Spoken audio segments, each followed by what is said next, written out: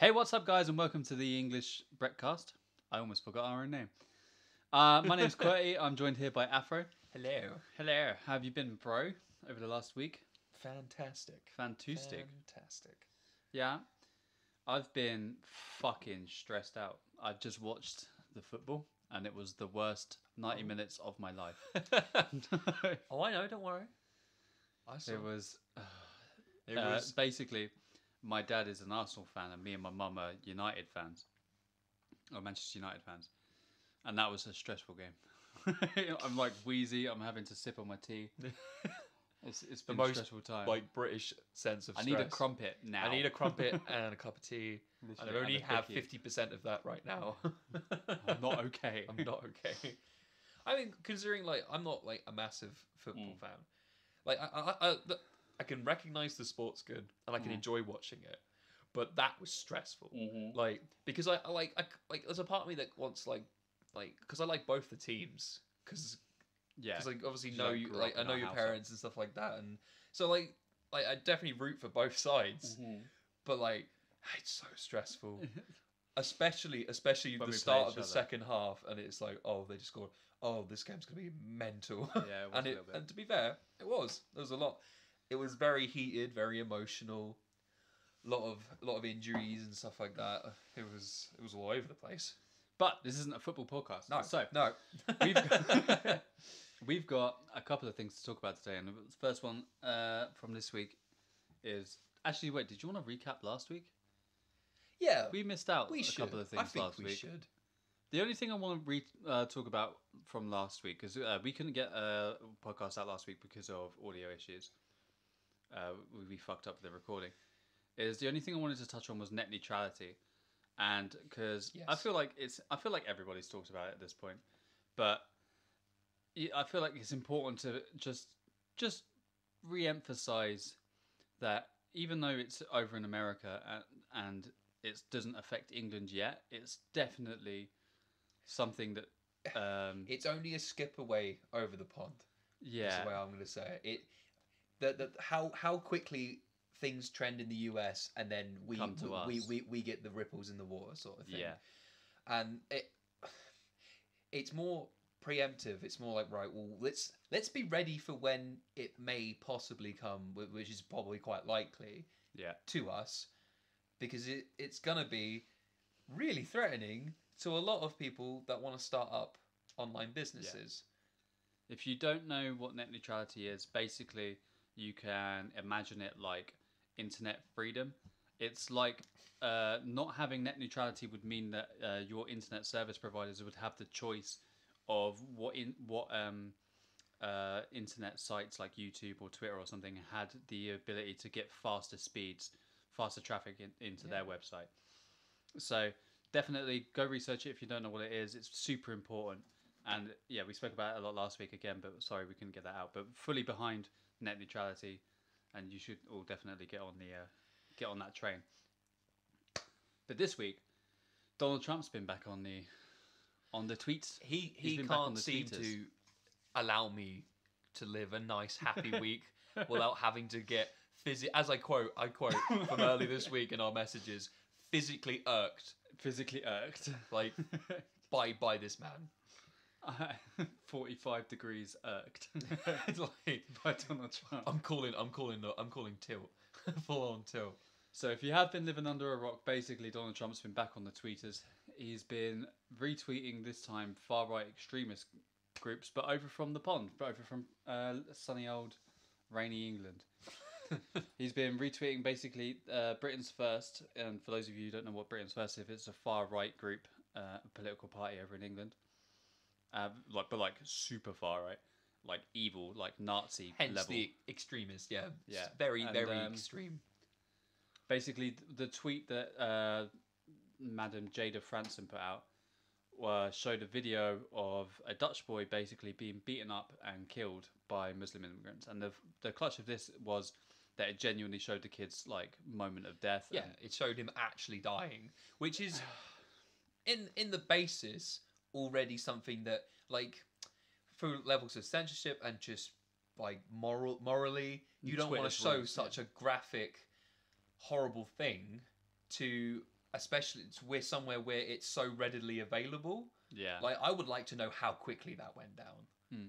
Or if it even did went down, or even Even if it did went down. even if it did went down. See, that's how I'm stressed out. I can't even speak English. No, yeah, I agree with you. And in the climate now, especially, and even in accordance with Twitter's guidelines, that video shouldn't exist on that website. No, and you know what the worst thing is? It follows suit with how Trump has been making such a big thing, saying like with his accusations about it's like Islamic extremism is a major problem in the UK. Yeah. Like, first of all, like he would fucking know. Like, it's not allowed here. I don't think he knows the first thing about the United Kingdom as a whole, or let alone England or any of the territories. He doesn't know anything about his own country, mate. Let alone ours. Exactly, and this has got to be for me, from like my personal point of view, and when I say it, like, this has got to be the straw, like the last straw. No, and it won't be, and that's the worst bit. Like this, if this was literally anyone else, this would be the end of them. Yeah, this would be the end of it. If it was anyone else, he would never have A, got in, and B, would have been out immediately. Because imagine someone like this getting put into power by the Democratic Party in the US. Imagine they would have been removed from office. Yeah. But almost probably within the 24 to 48 hours of that tweet happening. It's like he would have been gone. I like to imagine it, not just from the Democratic Party, but just imagine if Barack Obama had done any of this. Do you know what? Yeah, exactly. Imagine he did anything even close to that outright and just insane. He you just wouldn't hear it. He'd be gone. He'd be gone immediately. To the point, with the accusations and trying to prove that he was a legitimate American citizen as well during his time in office, which was ridiculous as well, because it was just a straight up personal attack. It was a racial, discriminative personal attack on him, which is insane. Don't get me wrong, no president has been perfect, and I know that fully well, but Obama he tried his best. I think he salvaged a lot of things with. There's a lot of things he did to help improve America greatly and its international relations with other countries. He was just cool. He was a charismatic and generally a very down to earth and caring human being, which is kind of what you need. Like you need to put your mindset into what you need for your people and your nation, and that's what defines it. But with Donald Trump, it's like, yeah, I could probably be president. And then now he's done it, he's like, oh shit, I just see the SpongeBob meme with Plankton. Yeah. I don't know what I'd do. I didn't think I'd get this far. I don't know what the next step is. But this is wrong. Yeah, back to the retweet. Basically, he retweeted that far right tweet, and basically it's now staying up. And that's the thing that's getting me. The reason why it's staying up is because Twitter have decided that it shows all sides of the argument, right? And here's my argument against that: is it would show all sides of an argument if the video had context, right? Exactly. But all it shows is an apparently Muslim man. If we had beating context up a random kid to the point and killing him, as in it's properly reported, so you get a profile, i.e., the names, the backgrounds of the people who are involved in this video, the Dutch boy, the as it's quoted, the Muslim immigrant. That's the thing. I don't want to like that. That's only quoted. Yeah. From Jada Franson. I personally myself don't know. He might not even like. He could be Muslim. Doesn't mean he's an immigrant. Like this is the problem. They're very those two words paired up is very selective, and to the point that they're almost used purposely to be fear mongering. It's like, oh my god, and it's a Muslim immigrant. Exactly why they're terrifying. They're coming into our country and changing things, and it's like, look at them. They're gonna murder you. Are you trying? No, because that's what Trump's doing. Yeah, that's his it's whole just personally game plan. Attacking. He's spreading fear, and that's how you get at people. It's because you start. I would like to see the flip side, right? I'd like to see a video, right, of if there was a video like this of, say, like, I don't know, a legitimate person who's gone through a tough, difficult process, who's a Muslim immigrant, to come in to get citizenship in the United Kingdom or the US, and then there's a bunch of, say, very, very right-wing extremist Christians or Catholics that come in and do this exact same thing. So the flip side, obviously, we don't know whether this Dutch boy had a particular, like, you know, I don't know. Religious identity. That's the same. It's the thing, isn't it? But- Muslim immigrant kills this is my Dutch point. boy. It has to be Muslim. Yeah. It's like He's half brown. yeah. Muslim It's what I mean. immigrant. It's what I mean. It's What the fuck? It's using these words that they're just words to describe certain aspects. He's an immigrant because he came from another country. then- That's as simple as that word is. Was it crippled Dutch boy or was it just Dutch boy? It was something he was like that. crippled. Yeah, and it was just he like had he had- disabled. he I had think the was the word crutches. they used. Yeah. And it's like that's what I mean. It's words that have developed very negative and very demonized connotations with them now, Yeah. especially with Muslim immigrant as one phrase, which like- it's just wrong on so many levels. Yeah. It's like they're just a set of people with their own idea of faith. Right, fair enough.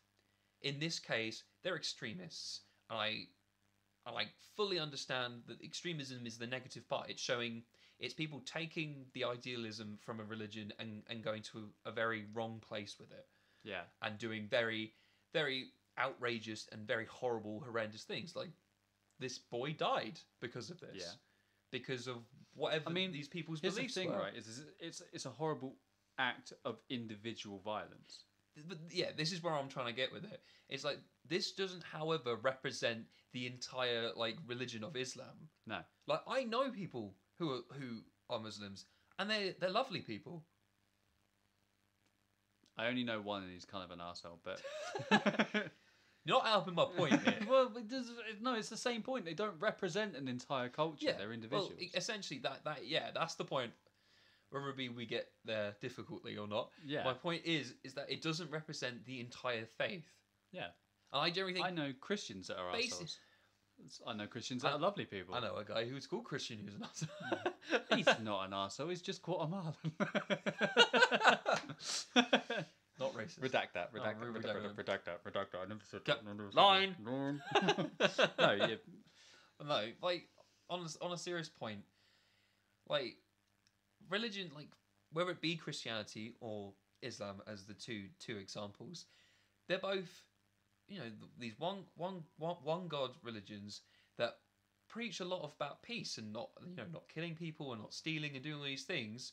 So when you get to the point when you've got groups of people like this, because there are. You've got extremists in Christianity. They be the crazy, as I quote, the crazy white boys that go around and gun everybody up in the US. Yeah. No, those are the lone wolves. But no, they're lone wolves. Those are the lone wolves. That is a phrase. Yeah, that is slowly pissing me off that is more and more. slowly.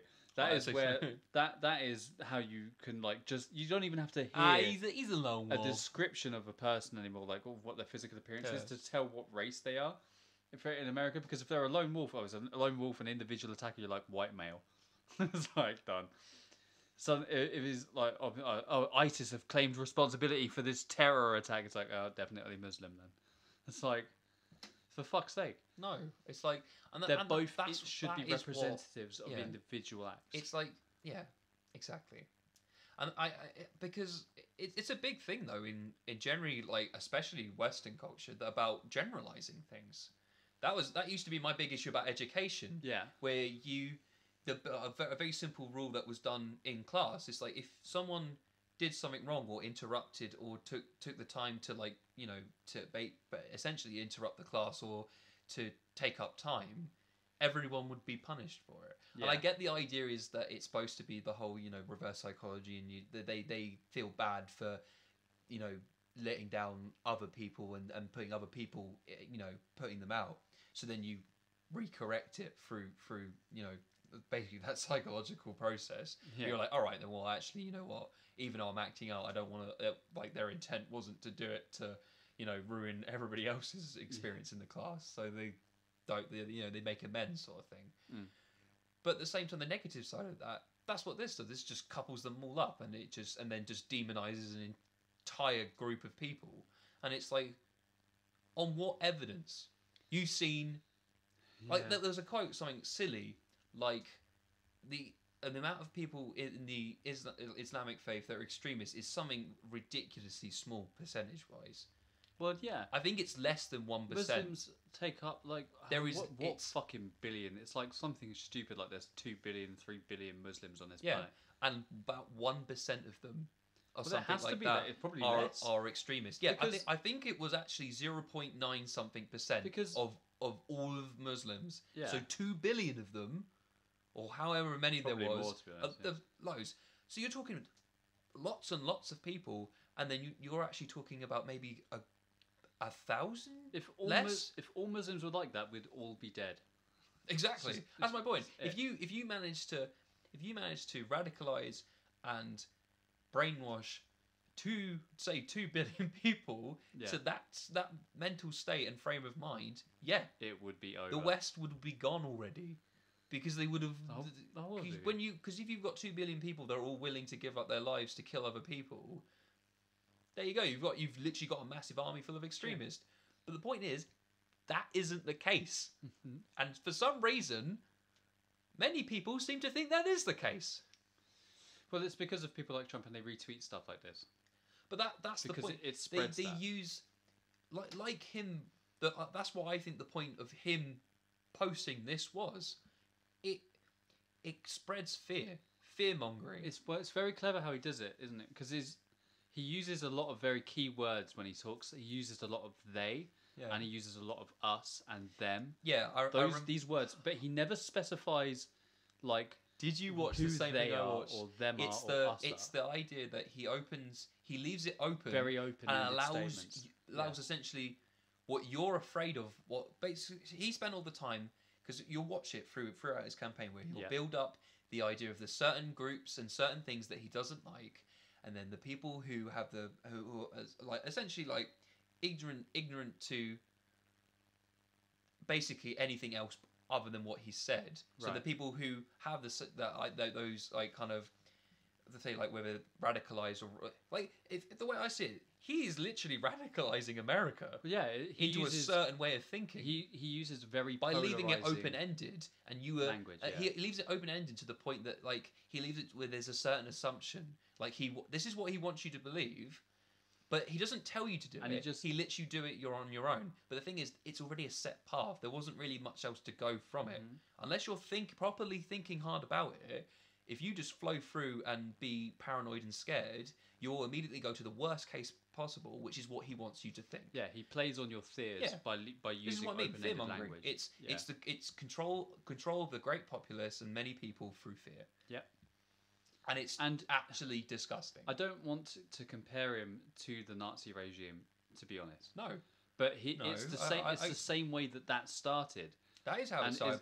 They demonise you the Jewish faith with Muslims, and you have exactly the same beginnings as Nazi Germany. I think that's one of the biggest problems. People just have this weird idea that like we're at this point in the future where they don't believe something like that could happen again. Yeah, and I'm like, why? Why are you so complacent, thinking that everything is so like hunky dory? It happened once. We learn from history. It's never going to happen again. It's like, it's happening now. It's a chance of probability. Ignoring it's an idea of probability. When you say something out loud, the more you say it, the higher actual chance of it actually happening. So when it actually happens, like that's where the phrase where history is set to repeat itself, unless you don't you learn from it. And as far as from what I can see, we haven't learned from it. So the idea that the level of to the Nazi level, I think that is terrifying, and I think it could happen. I want to know how long that it is until there are literally secret police roaming around like America, and just like Muslims have to wear like certain like identification badges and things like this. Do you know what? The moment that happens, that's when it all goes. It's true. That's when it all goes. So the other point we wanted to hit on is numerous MPs came out on Twitter and basically came to say that like the president's account should be deleted, and they wanted Twitter to delete the account if Trump didn't. Should he delete his Twitter account? Is what I want to ask. I think If the he's big gonna thing is, do I stuff think like this. as a see, obviously in my head, I think it's bad enough to the point I don't think he should even be in office. Period. Well, yeah. I think the point of whether his Twitter account exists is moot. I think it's not about whether his account exists. It's more about he shouldn't have access to any form of social media where he can spread such utter crap. Well, here's the thing where I disagree, right? Because I do think that violating Twitter's terms of service should be met with the same punishment as if anyone else had posted that video. I agree. Regardless of Obviously, what that you is. know that's not the case No, it's not going to happen. because he's a man of power. Yeah, but... Yeah, he has influence and... And also it would cause a shitstorm if Twitter just banned his account from Twitter. Could you imagine? Well, Twitter is an American company. Probably, yeah. It's owned by America, which brings on to a point where I generally think that there's a part of me where it's like, imagine somebody in a circle of, say, like friends and acquaintances of Trump who owns the bank that pays the money for Twitter just goes, nah, that ain't happening. But here's the thing: is I don't think his. I know that's very should- presumptuous. I think for me, his tweet. but yeah, I don't know if it has been. Should definitely be deleted if it hasn't been already. His account, however, is definitely just like a treasure trove, and shows off. I don't just let him have access to it because it just constantly shows off what a fucking pleb he is. And there's no others. I think if you cut him off from social media like that, and you let the government kind of then like come in with the fucking like covering up his speeches and being like, oh no, he meant this and he meant this. Well, it's the point. Like you can't preach freedom of speech. Yeah. And then deny him his freedom of speech. Yeah. The same time though, an interesting thing I said, well, that has been said, not particularly from me, but it was about because it's well documented, like with the cases. What is it? I think it must be a few months ago, easily, if not more, about like the protesters, and there's generally like Nazis in the US. Like there is but like during like the events for like for like the transgender and lesbians, and they ran people over with cars. Yeah, people died. Yeah, and like, what happened? Nothing. You don't hear anything. You don't know. There's no word about it. It was just like, oh, that sucks that happened. And then the thing that says is, and then they're like, oh well, and even Trump's reaction was appalling. Well, obviously, he generally basically was like, well, they have their right of they have their own like a right to like free speech, and a great counter argument I saw to that was, having basically being a Nazi is the exact opposite of freedom of speech. It's true. So you lose your right to freedom of speech because your entire belief and what you are a part of is the complete opposite of that. So how do you have freedom of speech? Yeah. You're not freedom of speech. I agree with this. I actually, I read something that changed my mind on this because I genuinely thought it was like, well, you have to give them a voice platform. Yeah. But it's like a clause. It's like you realise that they're not using their freedom of speech to say how the words so they can express themselves. Here's the thing. And be, and not be restrained. They are using that to restrain and remove freedom of speech from other groups. Here's the thing: is I think freedom of speech is brilliant and should be applied to everybody. However, when your voice, the voice you've been given, is inciting violence, that's when your opinion is inciting just unrelented hatred towards like a group that is like exactly. It's peaceful. It is the exact opposite. It's the exact opposite. When you're inciting violence like that and inciting, like using just inciting violence, that's when you should no longer be allowed those kind of that kind of platform. It's inciting violence, oppression, discrimination, and it's removing the entire idea and possibility of equality on every level. It's true. Because it's putting a certain selection of people on a pedestal above everyone else and literally saying the rest of you mean nothing. Yep. Like, we are this. We are up here.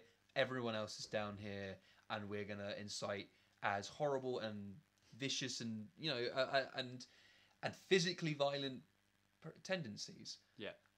And that's not freedom of speech. That's not freedom. That's not the equality. abuse of freedom of speech. Yeah, it's the abuse of it. And it's like simply put, at the end of the day, you should lose your right to it. Yeah. Because you are taking away your own humanity and trying to take other people's humanity away from them. It's wrong. It's wrong. The very definition of wrong. See, I think that's a great point to leave that, but I don't have a good segue into this next point. So what I'm going to say is I don't know much about this next point. I'm not entirely sure what it is. This is something Afro is literally. This is right. This is a quote from McDonnell, MP for Trevor McDonald. Is that what you're trying to say? It's not. No. That's a news dude. Trevor McDonald. He's retired. I don't know. It's McDonnell. McDonnell. Oh, okay. Not Donald. My bad. Anyway, he's basically it's a quote from him. It's a video. You can find it on Twitter. Okay. On his Twitter account. I'd suggest you watch it. Definitely. Okay. It's and it's him talking in the House of Commons, and basically £5 billion has been given, as he quotes, giveaways to the banks. Right. When he has fully stated that child services, as he quotes, is in an unstable period where there's not enough funding for it, and like child abuse is a big problem, especially the last 10 years, because obviously reporting on it has become more frequent with more communication in the internet and stuff like that, and being able to find out about it quicker and report it faster. But at the same time, in a weird way, obviously with like catfishing and other bits and bobs, it's got a new level. Right. There's a new level of being able to have like online like cyber abuse and like child pornography and things like this, and so the big thing, I think these child services at this point, you've got all of these issues exploding up upon, as well as already the abuse and issues with children. The services are underfunded, are unstable, and generally just can't perform enough to help people at the standard that they should be. And he's stating simply, considering that we were all worried about how much money through Brexit and many other different scenarios where about the financial situation in the UK, how on earth did the Tory party manage to find £5 billion and then put it straight into the banks, whilst obviously, blatantly, as a main scenario that's been reported multiple times over the last 5 years, for the instability of child services and their lack of performance because they don't have the funding. This goes, now we need to put it in the banks. It's the same way that it doesn't go into the NHS. It's the Tories. It's the Tories' priorities. Yeah, it's basically, simply put, that the way I see it is that even through all of this with the retweets, there we go. Retreat. Yeah, that's in my head. I'm like, retreat, run away at this point. Get the fuck out of this country. Because Theresa May seems to be blind to Trump at this point. Okay. I'm connecting these two. Okay. Sweet. And I generally think that the Tories are going to the very how America is set up. They want to privatize the healthcare system. The thing is, America's being run by a man who is a businessman. Yeah, like that's where he comes from. It's his background, and I think that's what the Tories want. And I think that I think that is the process. That is the aim, and it terrifies me because child services really are only going to suffer further. The NHS is, as far as I'm concerned, hanging by a thread. It could go down. I genuinely think the Tories are on a path where they want to take England back to like Victorian, the stiff upper lip kind of England. I think so. You know? I really think so. Which is fucked up. Well, it's a terrifying prospect because we've spent such a long time like fighting and building up for equality and for having the the freedom of speech, and it as someone who isn't, I haven't lived on this planet for very long. You know, I'm 23, and the way I see it is, the next 10 years, the world could be a very scary place. Well, do you know in the what? next Did 10 you know years. I found out that London still was like built up full of shanty towns until after World War Two. Yep. It wasn't until after true. World War Two that they were removed. Yeah. And there was genuine like health bills and stuff like that. Well, it's put the into same. place in It's London. the same process with when you realise that it was only really during, it was like a lot of it was during the Second World War, where we were giving the colonies back. Yep.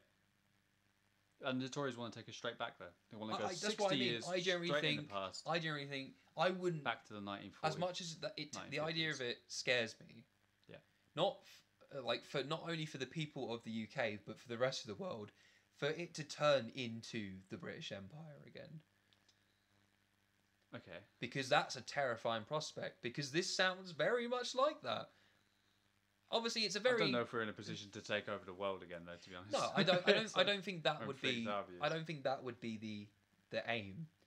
But I feel like we're in an age where you can run and control countries without ever setting foot and firing off anything. At this point, that is definitely what we need that's to the more strive scary. The war isn't fought with people anymore. It's fought through. It's the thing is, I'm a big believer Perception. of like war is necessary after a point. There comes a point where like violence is still necessary. Like you still need to at some point stand up and go, if we can't resolve this with words, mate. Like if I get if your like, ideals conflict it's the that being much. it's the being backed into a corner to the It's like, point, but you've gotta especially fight at some if point. you've got an opponent or an opposing side that is to the point that you know that no matter what you try and talk to them or delegate with them, they're going to come at you and they want to kill your people and they want to change, and you know they want to take over your country, and they might and they'll change it in ways that you don't want and can be very detrimental to your country. I appreciate that. It's where I agree with Donald Trump on his stance on, not necessarily to the 100%, but where with North Korea, where you have a dictator who genuinely believes the people of your country are just devils. Like you watch interviews with North Korean people that have escaped, like you are literally brought up under heavy propaganda to believe that the North American population is just fucking evil. And that's the worst thing is, cool. it's like if you go back to like obviously with his father who ruled before him and etc. and with the line, there would have been essentially it's built up, and so like the lineage at the start that set up this regime would have been the end of having a leader who was aware of the fact that what he's saying is used to be demonized as a process, and every leader afterwards will genuinely believe it. Mm-hmm. There won't be he's just playing around to manipulate the country to get his way. They generally don't know the truth. They will actually, when you can make your leader and your people all brainwashed into the same idea, you get to the point where they're who is there to help stop that, to change that in their country? The answer is no one. That's what I mean. It's when the point is when you've got a brainwashed country like that and an ignorant population like that, and a leader that is not listening to the UN's demands or disapproving, tellings off kind of thing. There is a point where you need to step up and take action. Do you know what? There was that is something I generally believe in shouldn't be forgotten. However, we are now in a period of time where there is far more that you can do with words now. There should be far more negotiation capabilities and talking, because we're in such a time of genuine peace, and it doesn't feel like that all of the time. Well, no, but the difference is it's comparative. Yeah, it's comparative to all to like previous times, and obviously, to the scale of the world wars. Yeah, like there is people aren't dying. Nowhere near as many people are dying. Yeah, and the war isn't like the wars aren't as bloody and stuff like that. War seems to have starting to digress to a point, or like come down to a point now where it's individual cells of smaller organizations rather than countries that Yeah. are like at each other's throats. And you still obviously have the occasional tensions with like Russia. I say occasional tensions. You still have the tensions with Russia and like Yeah. America and North Korea. Let's Guess just the cross common out that denominator. occasional quickly. Yeah, and just cross say that out. tensions. But like we're at a point of basically like slowly coming to peace, and there should be a lot of words and talking before any fighting Yeah. to uphold that peace in respect of what we've managed to achieve there. You know? But it's the point. It's like their frame of mind has been essentially, as a nice key word that we've been covering, has been radicalized to the point that no matter what you say, no matter what anybody says, this is the enemy. Mm-hmm. They are demons. They are evil. Yeah, and that's what Trump's And the only entire existence of their entire existence is to get you. is for you to kill them. Yeah, And that is mad. that is Actually mad. And this will bring my point, because I generally think that, obviously based off all of that, that the leader of North Korea is mentally unstable. Well, yeah.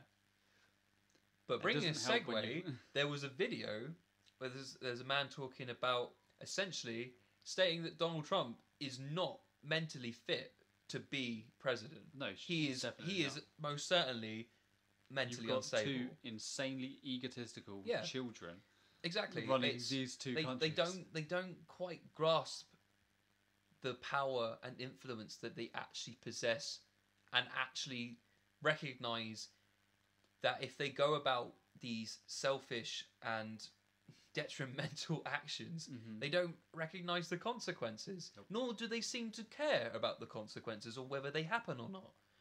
And that, to the point, just shows you that for them, they're not doing what's right for their people. They're doing whatever they've either been told to do or what they think is okay to do. Yeah.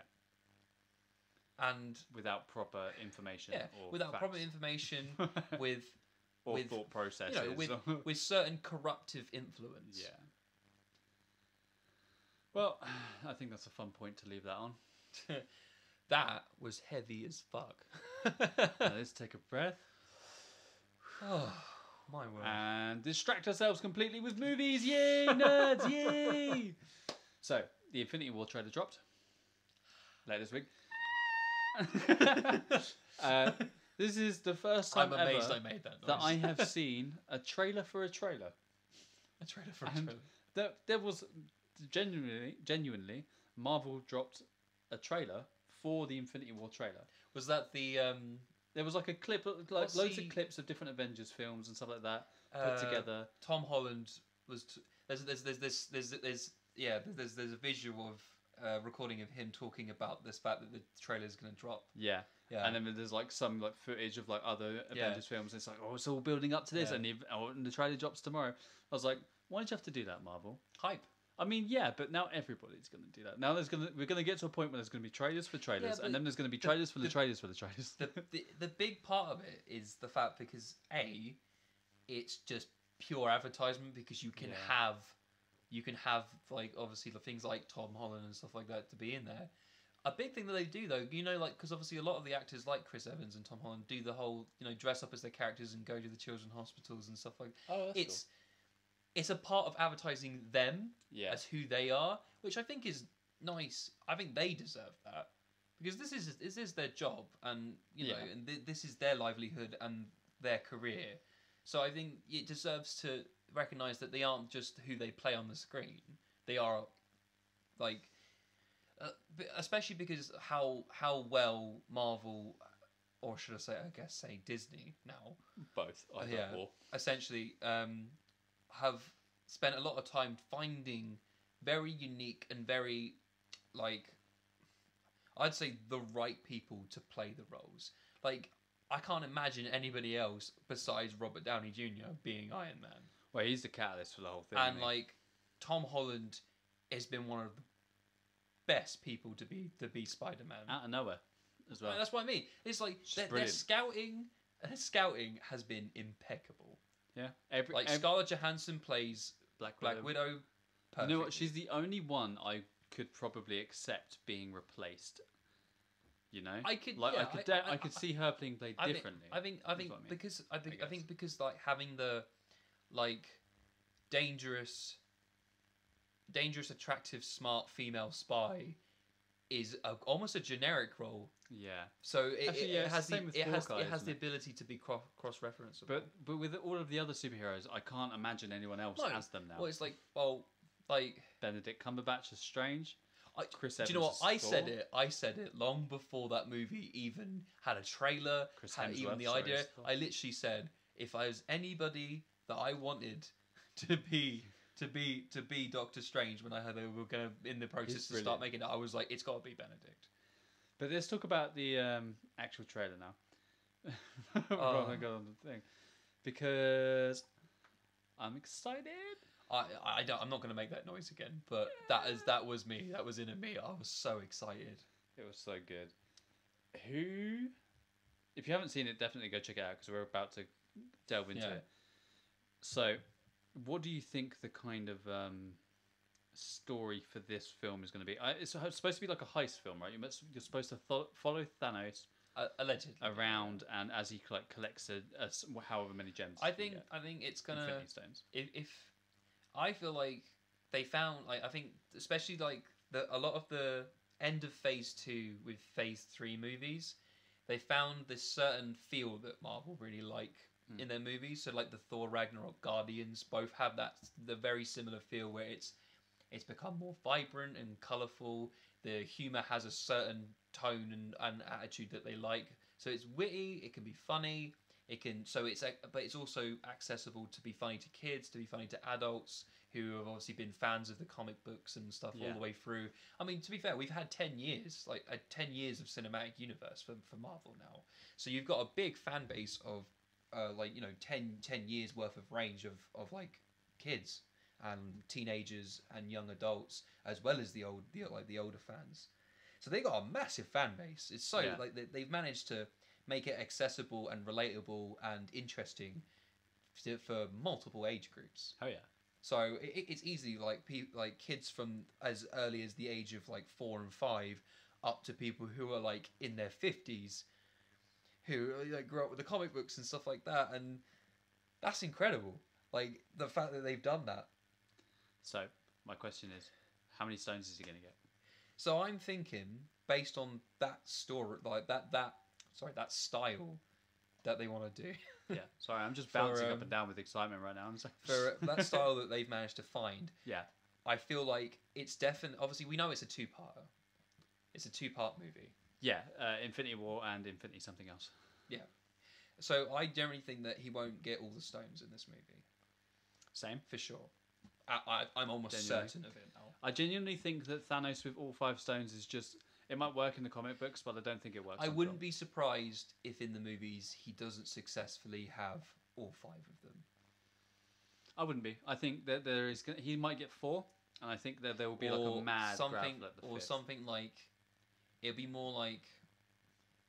You have to somehow set up an opposing side that can challenge him when he doesn't have all 5 of them. Yeah. So it becomes more of a contestable, because that's how they can build up the tension and the excitement. Because then when he's getting, say, like in the second movie, for example, if they did this, where, say, I don't know, it's about halfway through the movie and he's basically within reach of getting the last stone, but then there's an unexpected, maybe like additional other members of the Marvel universe, and they have come up with some sort of theory and idea after learning more about the stones and how it works. Try that. Essentially, the whole heroic last ditch effort to either destroy the stones, which I'm not even sure if that's possible, unless you use the power of the stones themselves to destroy themselves. Right. But as far as in every single story through comic books and TV shows and stuff like that, they tend to not destroy the stones. The stones normally get scattered. Yeah. Like they're like Chaos Emeralds or Dragon Balls, essentially.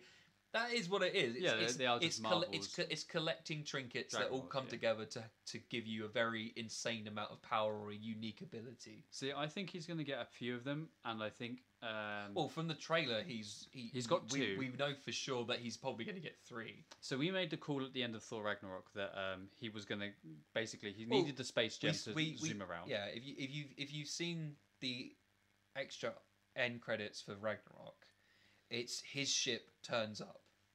Yeah. In front of the ship that Thor and the rest of Asgard and Hulk and etc. are on, and we all I've assumed If that Stone Man is dead, I'm gonna flip a fucking switch. Don't kill 'Cause Korg. I swear to Korg is the fucking best. Christ, that is my favourite character. It's okay. bar It's okay. Iron It's Man. okay. It's okay.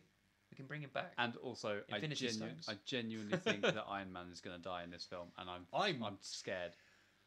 See, the thing is like there's been a lot of talks, obviously, about the fact that I think Robert is getting to the point where he wants his contract to end with Marvel. Yeah, I Like mean, he wants to be free to he's go been out doing and it do for other like stuff. 10 years now. So, but don't Like, get me wrong, like fair he's play. definitely enjoyed the Iron Man role. Like he Jerry took how he is as a human being and just kind of molded himself into the role. Is Iron Man suits him because it is basically him as a character anyway. Yeah, it's Like, it's you good. know, like He's very good at playing the very kind of like smart, confident, and quite rich normally. Well, here's like, the thing is he's that good. He's Robert good with that. Downey was, that very egotistical, Yeah. kind of smart, very good looking, like rich boy who just got a lot of grew up a lot of power because he was a really famous actor and really good at it. Ended up in jail, like had to go to like rehab, yeah. do that sort of thing, and come back and redeemed as one of the most respected figures in Hollywood now. And Absolutely. Well, he's become a big advocate. Like, there's a lot of charities and a lot of humanitarian stuff that he supports exactly, and follows. and that's now. exactly what Iron Man does. He's He the war become profiteering, I can't say the word. yeah, You can say it. I won't. philanthropist. There we go. He's the war profiteering, egotistical lunatic, kind of like only in it for the money and the women. Yeah. And he goes away and he has this horrible incident, and he comes back and he realizes that what he's been doing is wrong, and he has the redemption arc. Yeah. So, and I think that's exactly why Robert Downey is so perfect for him, and why he can play him so well, was because he knows the character, because it's him.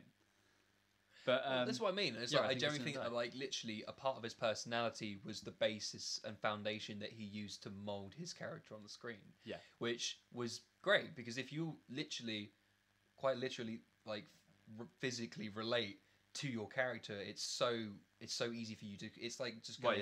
You just go into a new suit, second skin, sort of like, thing. Yeah, exactly. But yeah. But what do no, you think? like, obviously we saw in the trailer, and as well as with the idea we saw when Loki is running through to use the fire to bring back the. I can't remember his name, but the big guy who basically commences Ragnarok. Ooh. I had his name in my head, and it went. It's fantastic. It's not. Thirder. Surtur? Fire Lord I'm- Surtur. Something Fire like that. Lord. I don't know. I think he's just called Ozai. he's Fire just- Lord Ozai, I think his name We'll was. just call him Surtur. No, his name is Fire Lord Ozai. But yeah, so when he's Definitely. putting him obviously into the fire to bring him back, sort of thing, the eternal flame, and he runs past and he comes back, backtracks, and he sees the Tesseract. Yeah. And the first thing I said when I was watching it, obviously it was in my head at the time, but I was like, he's gonna nick that He's gonna nick that. because he's gonna nick that. I'm like, I know he's gonna take it. I know he's gonna take it, without a doubt. He's gonna nick it. He's gonna nick gonna- that. He's gonna nick that. He's gonna nick that. What the fuck was that? Where did I don't that come from? You're obviously not British enough. He's gonna nick that. He's gonna nick that. Oh, mate, he's gonna Yeah, nick he's gonna that. nick that. It's his. What the fuck? He's done him in. Anyway. But yeah. But then obviously in the trailer for Infinity War, you can see he has the Tesseract. Yeah. But my big part is obviously, well, like the first Avengers movie was him working for Thanos Yeah. anyway. So I wouldn't be surprised if he does, do the whole I need to survive Yeah. part and just agrees to work with Thanos again. Yeah. And obviously you see the space-time portal open up in the trailer, and he comes walking out, and guess how he does that? With the Tesseract. Yeah. So, the space gem or space stone or whatever, Whatever you the wanna call fuck. it. Yeah, The whatever. blue one or the purple one. I don't know. It's the blue one of one. them. Well, he has the purple one too. I wonder where he gets that. Oh no, that's the one Well, he the gets pu- from the- the collector he- before the film even starts. I suppose. The collector doesn't have it.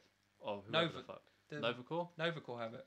Ooh, does that mean So that that he's... might be the start of the movie where he just turns up on Novacore and just Ooh, takes it by force. nice. Just walks in and takes. That would be. Yeah, that would because be. that would be the good highlight. I know for, you're like, getting excited. The But that'd be the- armies and Yeah, stuff. that you can on see there. his Black Order. 'Cause Yeah. that would be a nice way to first see them just go in and just like murder people, take the stone, get on a ship. Oh man. Because that's what I mean. I'm so Because the fucking idea about excited. it darting over and seeing how he collects all of them, Yeah. you can see that, and then Yeah. it might move on to him, obviously taking taking the Tesseract when he turns up in front of Thor, Loki, Hulk, and everyone. I still want to know where the Soul Stone's going to be, because obviously there were theories about the guy who guards the Bifrost Heimdall. sword, Heimdall. I love Heimdall, great character. What is it? Oh, I've forgotten the name of the actor. He's a fantastic actor who plays him. Plays I don't Heimdall. know. Some dude. I will remember his name later on, but he's fantastic, absolutely fantastic. Oh mate, do you think anyone is going to die? Oh, definitely. Who? My predictions, obviously, the way I would like to see it play out. Obviously, I don't mind if they obviously revive these characters through, obviously, because you can I do. like, I I- mind. but the way I've seen it, and the Right. way I've seen like the titles of their movies that they're releasing further into the future, it very much looks like that they want to create the new Avengers, and the new Avengers involve a lot of the current Avengers not being around anymore. Yeah. Like, as in not as in they're not heroes, they're dead. They Okay. can't be heroes because they're dead. So I think a lot of, like, for example, I think Scarlet Witch will die. Not Scarlet Witch. Sorry, I'm being wrong. I think it's because I was thinking of Scarlett Johansson, so I said Oh, Scarlet. you mean? I think Black Widow will yeah. die. Hawkeye will die. Oh. I can definitely see Captain America dying, Okay. but then at the same time they can go either way with that, as far as I'm concerned. I think having Tony die in the first Avengers in the first Infinity War is almost certain. I genuinely think that is Whether exactly what's whether going or to not happen. he's still dead by the end of it is still up in the So question. here's Because what I like your idea. Here's what I want to happen: is I want there to be 2 Avengers that die, only 2, 1 per movie. I want the first one for Iron Man. I say I want. I think like I think you the thing that would expect be it, like yeah. holy shit would be Iron Man to die in the first movie, and Captain America to die in the second, and for neither of them to be fucking revived, please, because it. Well, that's the thing.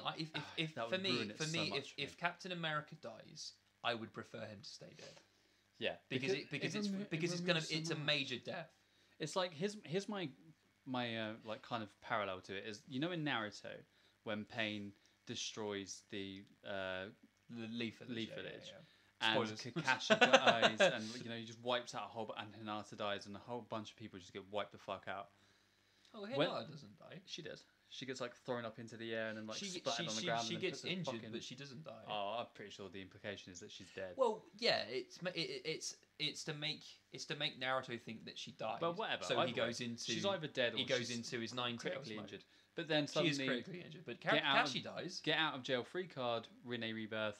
Yeah. Everybody's alive again. Surprise, it's okay. And all of that pain and like emotional like kind of thing that you just went through is just gone. And it's like, oh well, that none of that mattered then, did it? Oh, I don't know. I mean, obviously, a lot of people obviously would like it's one of those simple bases where like people like wish like people like you wish someone was still alive because you would miss them because they're dead, and then they do stuff like, well, it's fictional, so we can play with the rules based on how we like to. So some people like the idea of bringing back characters that they loved. Yeah, I know someone that would just prefer it to be an entirely fantasy thing. But at the same time, I do appreciate it because like it's the emotional impact. Yeah, it's more representative and it makes that character mean more. Like you respect that character's impact whilst they were alive. Exactly. Well, it teaches you to respect the life of, especially like, because if you then take from a show like that, and then take that in real life, and you can be like, well, rather than when someone dies that you care about, Yeah. you love or care for, rather than obviously being swallowed up by being sad and and with despair and obviously because you miss them and you're gonna miss them because death is a major permanent change. That's exactly what it needs to be, and though. I think that's it. That's what they take away from it. Going back, they take away the permanent part. It's like, well, what's the fucking point? You take away the meaning of what it means to lose Yeah. somebody from death.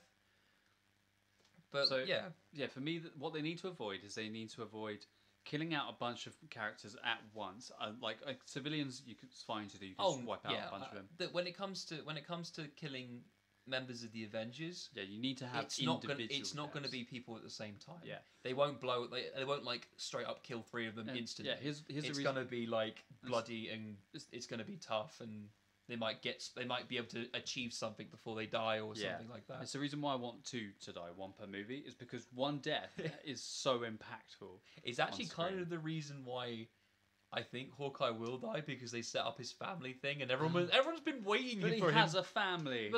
That's the point. But everyone's waiting for him to die now because they set up his family. Everyone's like, oh shit, they're going to kill him. Game of Thrones destroyed a generation. Okay. So, we're just expecting everybody to die now and everything. What I actually think will happen is I think they want to get the the famous click scene from where Thanos clicks and takes out half the universe. Yeah, well, yeah, he kills 50% of life. In the universe, I think they want to incorporate. Well, that's the storyline to impress death, the physical element of death. Where I think that they want that, so they will do that. So I think that he will get 5 gems at some point. I also think that a lot of Avengers are going to die, but get brought back to life at the end of the second movie, either by like Captain America wielding a gauntlet or something, that sort of thing. I mean, like someone who's worthy enough to. An idea that I insane with power. Weirdly only just thought about. Oh, because when they were showing all the cast, because they like you have the I think it's the New York Times, I think. Anyway, there's a I'm trying to think. No, it's Empire magazine. The way they do like all the fancy covers for when like big movies come out and stuff like that. Sure. Like they did the photo shoots for the Last Jedi where they had them all in their like red clothes and stuff like that. And she had a shoot with like Luke and Leia and people stood together and stuff like that. And when does Last Jedi come out? 14th/15th, depending on where you are. Okay. I was like, I got invited to the cinema later this week, and I was like, is it out this week? No, it's not. We got a while. I know because I get paid the day. Okay. So I'm ready. You've got it fucking sorted. I'm ready. I'm fucking ready. When I saw my dad yesterday, he was like, I've already booked my tickets. Oh, smart man. Yeah, he pre-booked it. I was like, where's fucking mine? Yeah. Huh? Come on. Take my brother and you. Favoritism. But no, I completely forgot. My bad. Sorry. Empire magazine. Empire magazine. That's what they did. The Last Jedi photos. Yeah, that's what we were talking about. But the cool thing they did multiple different covers. Right. And they're covers of all of the headline characters in Avengers, the Avengers Infinity War, and one of them is Pepper. Oh no! Don't kill Pepper. That's not where I was going with that idea. Okay. I'm thinking if Tony dies, who's going to be the person with the power and the influence to help the new Avengers afterwards? Oh, like Pepper would be like she would be the Oracle equivalent. Yeah. I was like, actually, you know what?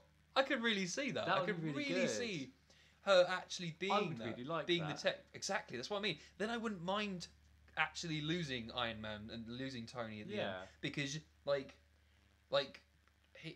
Stark Enterprises kind of continues on through Pepper. As the backbone of the Avengers. That would be really cool. Speaking of Oracle, what universe is she from? She's from the DC universe. DC. What did we watch this week, Tay? Justice Leg. Same thing. Justice Leg. Justice Leg. Just one leg. Justice Leg. Just one leg. For justice. Surprisingly good. Yeah. I considering my DC bashing in their live movies. The thing is I think you came into that film really wanting to hate this film. Oh yeah.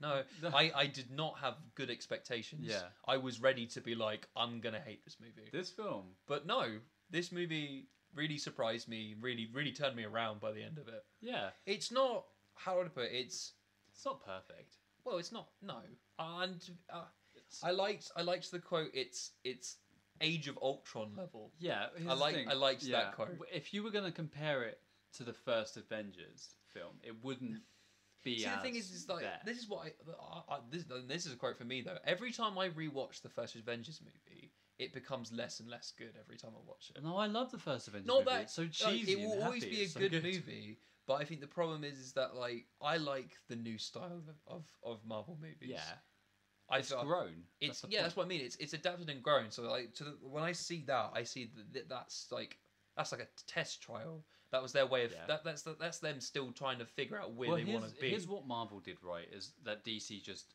DC freaked out when this started happening and they started building the MCU. Like DC freaked the fuck out. They just had this really good plan to set up all these movies and then be like, do you know what's really popular in this universe? The Avengers. But the thing and is, guess is what that we just did? Set it up. Marvel managed to Done. put together all of their like random scattered resources. They started with Iron Man, and nobody really knew who Iron Man was kind before that. Yeah. And just he went. That was insane. I tell you what, from my own personal like knowledge of like through like Marvel and stuff, like when I was growing up, I genuinely, for me, it was because obviously I had like the 90s TV shows, Yeah. which was massively how I got into Marvel as a kid. And so I had Spider-Man and the X-Men, like they were the two main shows. And it was only really through, and you also had the Incredible Hulk as well, which I didn't watch as much of, but it was pretty good. Okay. But through like those three, where they would bring in other characters, was when I first saw Iron Man. Okay. And the interesting thing was he still looked very much like his old comics. So he looked very strange. Like when I go back and see it now, it's like he looks nothing like his suit looks right now. Yeah. And it's very like he has very long kind of like it's like like this whole spiked forward, but it's like wavy, and he has his pencil like and he has like white streaks here for Tony Stark. Okay. And his suit generally looks like it's like a suit of armor as opposed to being like as in like knight armor. As you see it That's now, just been kind of put like red and yellow, and then still has the core, but like as in it's been drilled down, so it looks kind of like the like diving things with like very nautical. So it looks very kind of like end of 20th century, start of the 21st century technology. And it's like now it's all very sleek and modern and very cool. And I just remember seeing it and I was like, who's Iron Man sort of thing. This guy's awesome. Because for me it was like Spider-Man, the X-Men, I think, and the Incredible think Hulk that's was what like most people that was know. it. For me, it was like Fantastic Four, The Fantastic Four, X-Men, Wolverine on his own as apart from the X-Men. That was the interesting thing about those 90s shows was that the Spider-Man, the X-Men one crossed over a lot. Yeah. Because of the fact that like they did a big storyline with when Spider-Man's mutating and they were trying to cover whether he's classed as a mutant or not. Yeah. Technically, well, he's mutated, but he's not a mutant. Yeah. In the sense that it was his genetics that mutated him. It was an exterior source that mutated him. Yeah. So Marvel managed to pull together all of these characters and character build them so much and lead into the first Avengers. And it was brilliantly executed. So you had all of these characters built up already in their own films, and then built in Avengers now, and then up to modern day now, they've built so much from their first coming together. Yeah. They've grown so much as characters. So DC are panicking. Oh, and they fuck, panicked fuck, massively. fuck. Yeah, absolutely.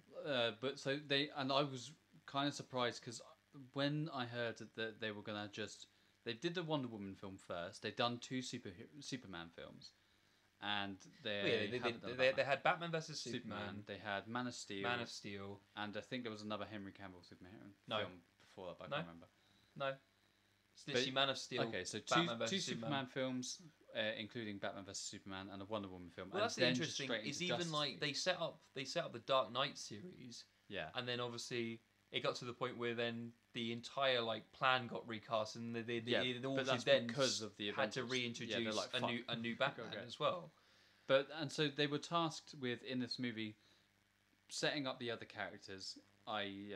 Green Lantern and the Flash, not Green Lantern, sorry, Flash. Although they did hint Green Lantern, Flash, Cyborg, and Aquaman, and they did an awesome job.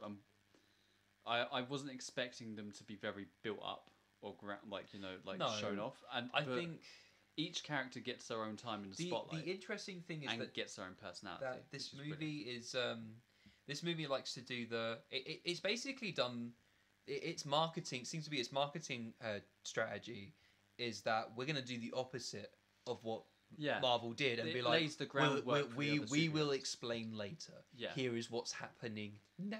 Which is why I think Which it's is really very smart interesting. because they didn't want to do like an individual Batman film. They've because they knew the Christian Bale Batman films had just come out. They've done the end of career Batman. They've done like the 20 Yeah. years on Batman, old, just come out of retirement Batman. Yeah. Already been through all of the his rogues gallery, that kind of thing. He's very old. His body's starting to go, but like he's got bigger and harder toys to compensate. Absolutely, yeah. That's the type of Batman they've gone with, and I think that's really smart because it means that he's already an established figure and helps through all of these new guns in the same movie. It means when you want to bring in like things like Apocalyptians, like Steppenwolf, yeah, that he can actually have the tools to kind of fight.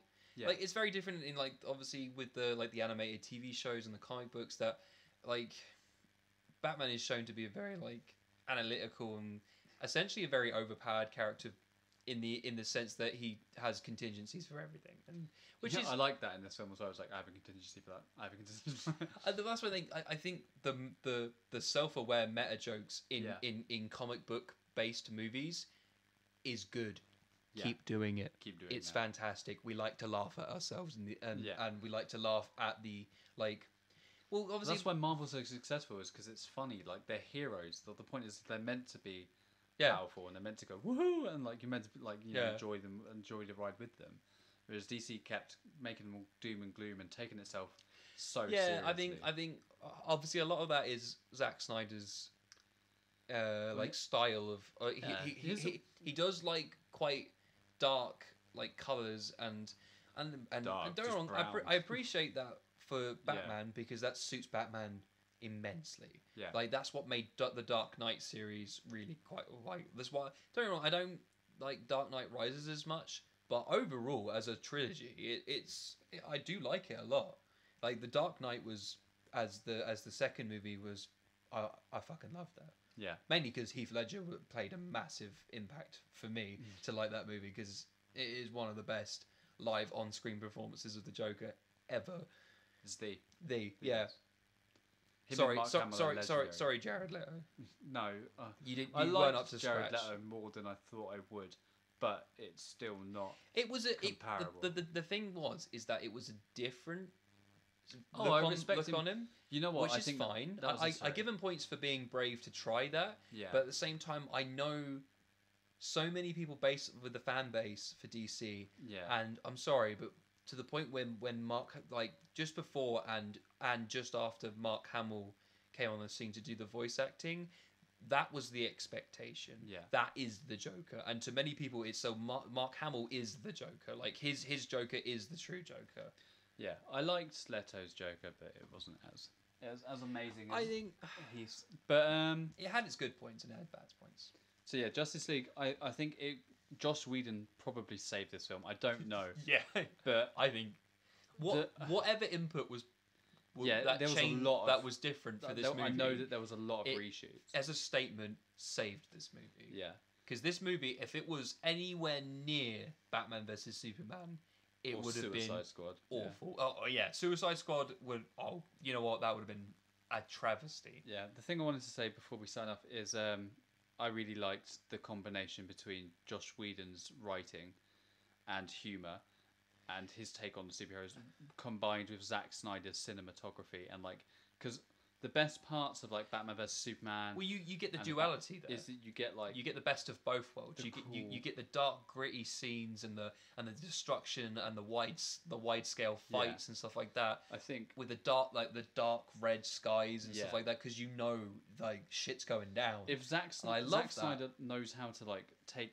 a comic book panel and put it into Yeah. film and then make it look awesome. He really did bring to life the darkness of DC Comics, Yeah, which is obviously I think that's where he went so right with Batman.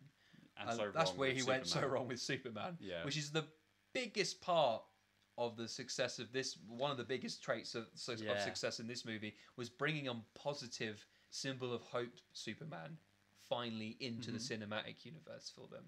And I mean, you've got Wonder Woman, really who's, well with that. in my opinion, is still flawless. Gal Gadot is Wonder Woman, as far as I'm concerned. I want to see Ezra Miller as Flash. Ezra Miller. You know what? Actually, above and beyond. I think Ezra Miller and Wonder Woman, amazing. Superman, brilliant. Nice to see a smiling Superman. Yeah. You know who really surprised me was Cyborg, because I didn't think I would like Cyborg in this movie. They changed. They made him less of how he's perceived as this. They played a lot more on his struggle with dealing with the actual technology that's in his head. Yeah. And how every time you see him and he wakes up for a new day, he's got a new ability that he can use straight away. I like that. And he didn't even know he had it. Like when he shows his dad that he can suddenly have jet propulsion in his feet, and he's like, couldn't do that yesterday. And like, it's cool because really cool. At the same time he's trying to make points, but he's also a good person, and obviously he does come around to wanting to help even though in that movie they didn't call themselves the Justice League at any point, but they did obviously hint at the end about setting it up where he wanted the Hall of Justice, and stuff like that. But yeah, overall, solid 7. But I liked the Green Lantern reference with the history of fighting Steppenwolf. Nice. So I'm really hoping that they finally bring in the Green Lantern. Yeah, I hope they do a Green Lantern film that's good. That would be nice. Solid 7 out of 10 for me. It was a good film. It really laid the groundwork for each of the characters that it needed to. And that was awesome. Quick point on the end, because we're running out of time. Just a bit of awareness, Let's bring the mood down again. Just we had a bit of massive emotional high peak for the lovely amounts of good movies and stuff. But just like to keep the awareness that it's coming around to like with Christmas and a very giving, festive, quite a happy time of the year for most. Well, for most, yeah, exactly. I think especially with our hometown has a big issue with homeless people, and obviously not saying that they are specifically the problem. They are a symptom of the problem. They are a symptom of the problem. Yeah. And if at any point you can do, obviously I get people have their own financial issues and stuff like that, and you can't just go around throwing money at people. Yeah. But at the same time, giving anything, and even if it is not a lot, but giving what you can to help people in that need, especially at this time of the year, is just I'd be so proud to hear or see anything that anyone would be of doing that. It warms my heart, and it's the right thing to do, especially as well with suicide awareness as well. Yeah, because it's a big subject, and it holds a lot of like quite close to myself and my own life, with dealing with other people and hearing about it, especially with like musical talent like Chris Cornell, and it's a massive impact, and it generally creates a void, not like for people who are left without these loved ones who take their lives. Yeah, man. So I think that it's not saying that what they did was the wrong thing. I think it's the fact that they had to be there, that they ended up there.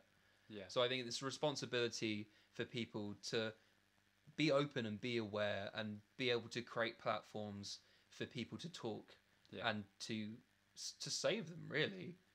It's important to remember that it's okay to not be okay. Yeah. And if you know someone that needs help, or if you need help, then the Samaritans are like the people, the 24-hour phone service that you can text or call. Do a quick Google of their number, because it's different depending on where you are. Just feel free, text them, call them, and get help if you need help, guys. And love each other, man. It's that time of year. Yeah. On that note, try and keep it positive, but yeah, man. Just be good to each other. Be good to each other, guys. We will sign out. We can catch us here on every Sunday. Hopefully. We'll try. And we'll try and start putting some more content out as well, guys. We're just starting up with this stuff, and we're trying to keep it cool because we've got our own lives to live as well. But this is something that we really are enjoying, and want to carry on doing. If there's anything you would like us to particularly talk about, do leave it in the comments. Yeah. Come follow us on Twitter, Facebook. Yeah, follow us, Twitter, Facebook. We're all Like there. and subscribe. Yeah, man. And hopefully we'll give you some more content that you like. See you later. See you later, guys. Bye. Sweet. Yeah,